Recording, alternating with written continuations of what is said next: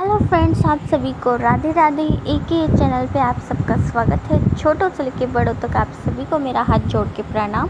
मेरा प्रणाम स्वीकार करें। अगर मुझसे कोई गलती हो गई हो तो क्षमा करना। बाकी अब हम आपको एक बहुत अच्छी स्टोरी बताएंगे, तो स्टोरी पे ध्यान दीजिएगा, क्योंकि कबीरदास जी के दोहे तो हमें हमेशा सही राह पे चलना सिखाते हैं, और साथ में कुछ कुछ कहानियाँ होती हैं जो हमें सीख सिखा देती हैं।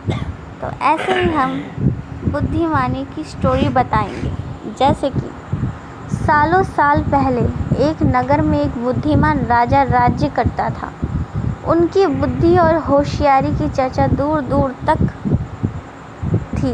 राजा कभी भी बिना सोचे समझे कुछ नहीं कहता और ना ही किसी आरोपी की बात सुने बिना उसे सज़ा सुनाता था।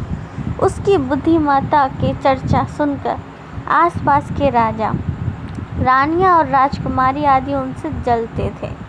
इसी जलन के चलते सभी उस राजा की बुद्धिमत्ता की परीक्षा लेने के लिए नए नए तरीके अपनाते थे।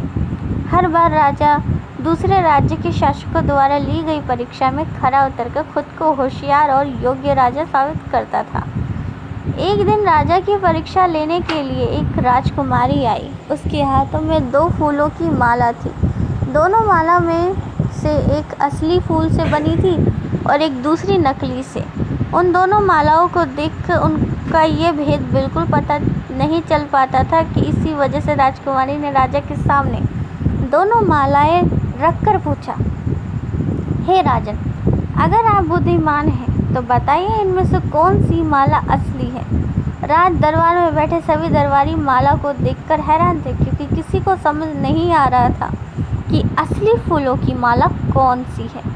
सभी इसी सोच में थे कि राजा कैसे बता पाएंगे कि असली फूलों की माला कौन सी है।